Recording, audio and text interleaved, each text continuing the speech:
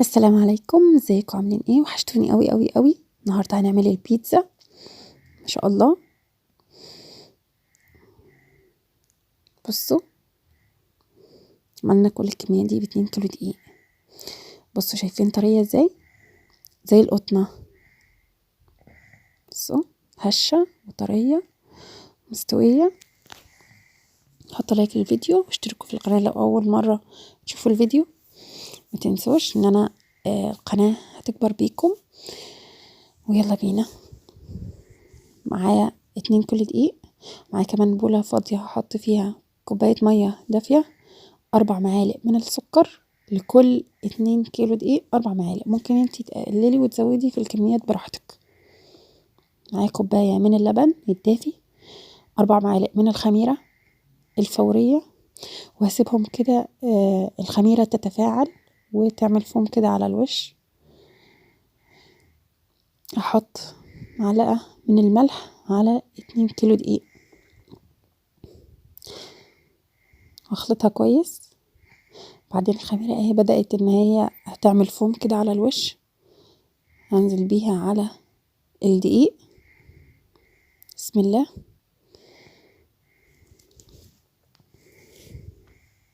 حط كمان معايا كوباية من القشطة. لو مفيش قشطة ممكن تحطي زبادي، مفيش خالص مش مهم. هنحط كمان معلقتين من الخل الأبيض. بسم الله. وهنعجن بقى بإيدينا.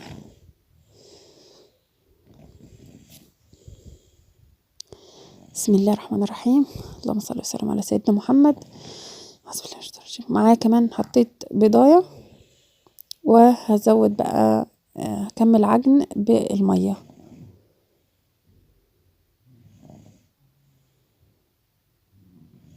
ممكن تعجني بلبن، ممكن تعجني بمية، بس لبن ومية يعني زي ما تحبي والمتوفر عندك. هنفضل نعجن بقى فيها لحد لما تنعم خالص.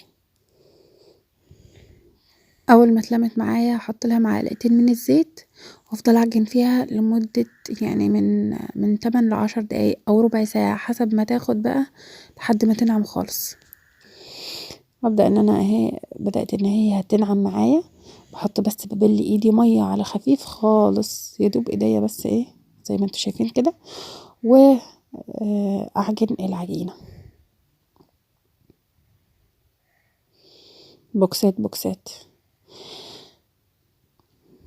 بس اول ما تنعم خالص بقى بدهن وشها زيت، وبحطها في بولة وبغطيها بكيس بلاستيك، ومن فوق الكيس البلاستيك فوطة نضيفة.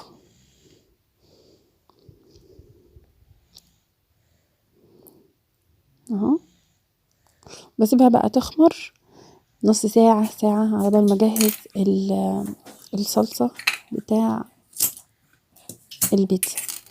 معايا هنا نص كيلو طماطم متقطع، كمان بصلتين كبار، وراس توم متقشر. بحط عليه كوباية مية، بسيبها بقى ايه كل ده يتسلق مع بعض. بحط لها كمان معلقتين من الزيت. كده هي بقت جاهزة عندي. بضربها في الخلاط وبحط عليها معلقة توم بودر، بصل بودر، وملح، ومعلقة صغيرة فلفل اسود، معلقة صغيرة زعتر، وبابريكا طبعا لو عندك، بس انا ما كانش عندي. حطيت بقى معلقتين زيت للفراخ، ومقطعه الفراخ مكعبات صغيرة. بديها صدمة، وبعد كده ابدأ اقلب فيها، واحط لها الملح وفلفل اسود، رشة ملح ورشة فلفل اسود. بسم الله.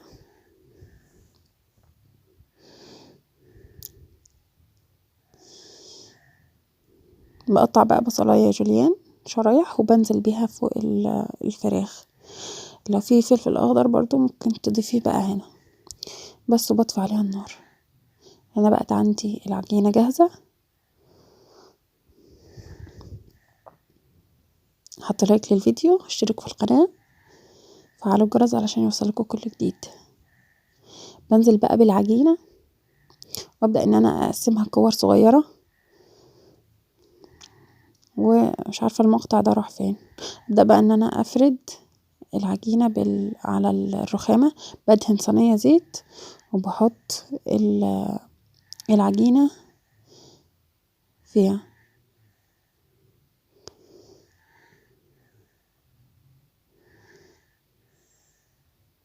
بسم الله. العجينة طبعا طرية جدا،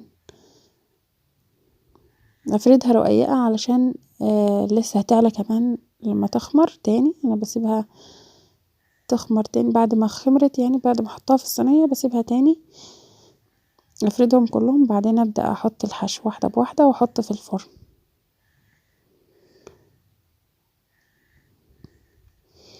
برضو مننساش نخرمها بالشوكة، بعد ما نفردها في الصينية نخرمها كده بالشوكة. خرمتها قبل ما احط الخلطة. معايا بقى زيتون، ممكن شرايح اسود اخضر، بس انا ما عنديش، عندي الزيتون ده وبقطع منه واحط. وعندي برضو جبنة رومي، جبنة موتزاريلا، شرايح من الطماطم. بشيل القلب بتاع الطماطمايه واحط بس الجلد اللي بره ده، يعني بشيل مكان البذر والميه، الجزء اللي فيه ميه في الطماطمايه، وبقطعها جوانح كده زي البصل. بقطع بصلايه برضو وفلفل اخضر، بحط بقى من الفراخ وارص كده ايه البصل، وارص الطماطم، احط كمان زيتون وجبنه رومي، في الاخر بقى احط جبنه موتزاريلا. ما تنسوش تدعوا لامواتنا بالرحمه، ربنا يرحمها ويغفر لهم جميعا يا رب. اللهم صل وسلم على سيدنا محمد. اهو كده بدأت، يعني كنت ناسية ايه ان انا اخرمها بالشوكة، فبدأت ان انا اخرم فيها دلوقتي. احط فلفل، دي هخليها خضار بس، فلفل وبصل وطماطم وجبن.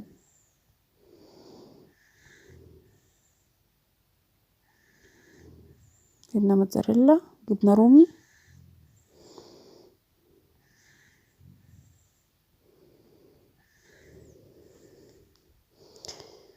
وبدخلها الفرن على درجة حرارة 200 في الرف الوسطاني.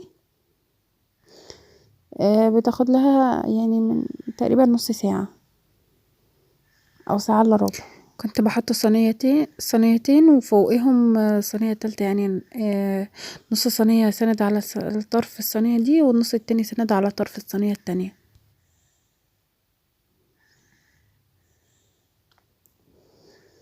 اللهم صل وسلم على سيدنا محمد.